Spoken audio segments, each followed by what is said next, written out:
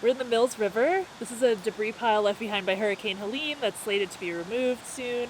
And we're looking for endangered mussels because there's a patch of them here and we want to relocate them before this debris is removed.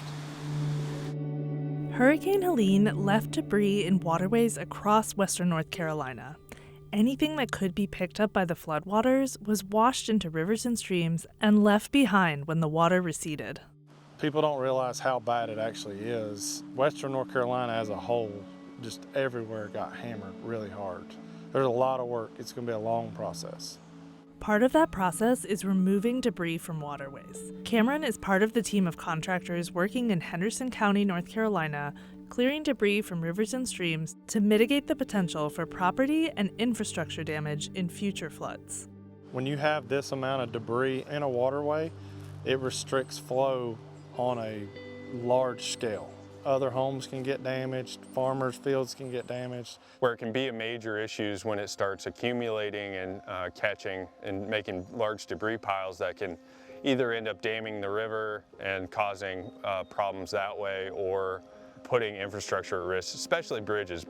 But for aquatic biologists like Luke, who spent the last 9 years protecting species in western North Carolina, not all woody debris is created equal.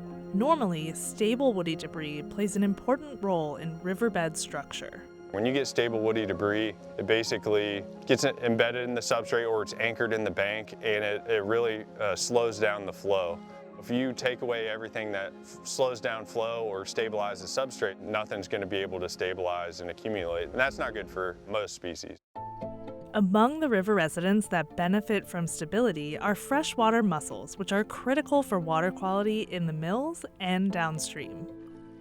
One of their major roles is they filter water. It's kind of the foundation of the water quality of the French Broad River in Henderson County. Across western North Carolina, debris removal has been happening, but not always with this need to leave stable structure in place at the forefront. I've had a front row seat living on the Swannanoa River. I've seen a lot of very extensive debris removal. There's been a lot of cases where there's nothing that's left. After the storm, Luke and his colleagues realized that debris removal was more widespread than they expected. Even in places that we weren't quite prepared for there to be any debris removals at all. So we kind of shifted, and that's been near 100% of my focus since then, trying to see what we can do to make sure we don't have further damage of our rivers and make sure they can bounce back, not just the rivers, but the species in them.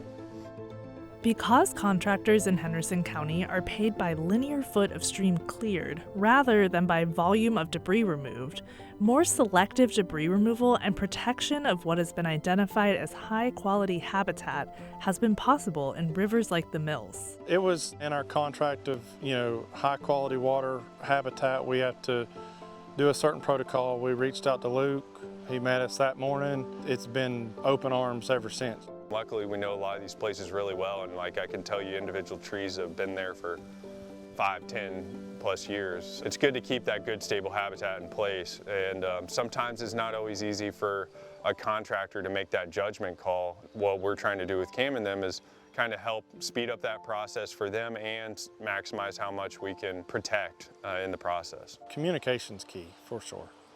He doesn't hold us up. They're there to help. It takes one phone call. Cameron and his team also have to work closely with landowners to gain access to the river, which often runs through private property. By having stream bank access for entry and exit and debris collection, they can minimize how much machinery is driving back and forth in the riverbed. A lot of this stuff's so big you can't do it by hand. We're minimizing the erosion because we're coming in, we're doing a section, then we're getting out, and we're not running that one route way too much. It's a lot easier to repair a stream bank versus a riverbed. So we try to navigate in between openings on the riverbank so we're not tearing trees down on the riverbank. And the landowners working with us, the farmers are working with us, is a big help to minimize the eco damage. I knew there was mussels in the mills. I didn't know how important they were.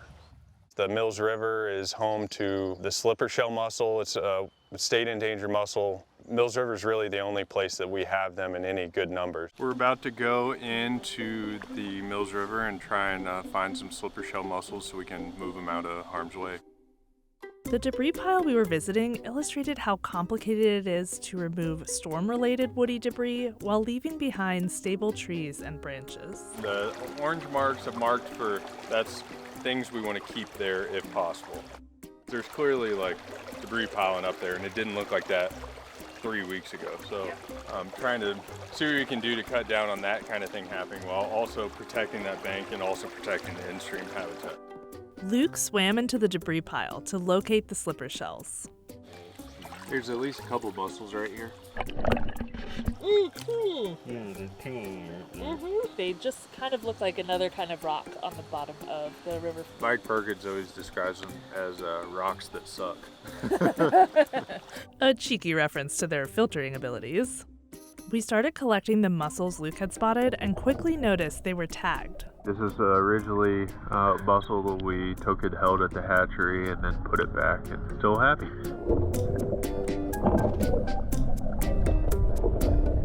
I watched as Luke spotted mussels amongst similar looking rocks on the riverbed and looked down and noticed one that had been stirred up out of the sand. I did my part. Yeah, there you go. I spotted one. 20% increase. I mean, he came all the way to the surface. That was way easier to spot than the first ones we got. This is the only good population we have for the species in the state, the Mills River. This is like one of the only places that you can find any at all, let alone several. After collecting all of the slipper shells we could find, we headed downstream to a spot where debris removal had already happened to relocate our haul in a spot where Luke found a wild slipper shell already happily embedded in the sand. And just like that, our transplants had a new home. Being able to relocate mussels like these and protect river habitat creates hope for future populations of species important to the health of the river. But still, the debris removal process is not always straightforward. There's an impossible amount of considerations when you're talking about what to protect and what to take. There's a lot of situations where stable woody debris even has a new tree on it that's collecting debris, and with the heavy machine that's required for some of this, it's like really hard to just pick and choose. So there's just a lot of challenges trying to make sure that we protect what we can, but also do what needs to be done to meet in the middle, protect people, protect property, protect the animals. Every situation is different, but that's why it's really important for me to get really involved with Cameron, LNS, and all those folks, and they've been really good about understanding and listening to my concerns while still trying to get the job done. For Cameron and a lot of his crew, the future of rivers like the Mills hits close to home.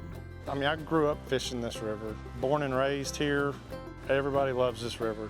A lot of people fish it, float it, snorkel in it. They do a little bit of everything. It's something that we need to protect, and we need to be cautious of how we do the cleanup. If you enjoyed that story, there's more where that came from. Hit subscribe to keep exploring with ScienceC and PBS North Carolina.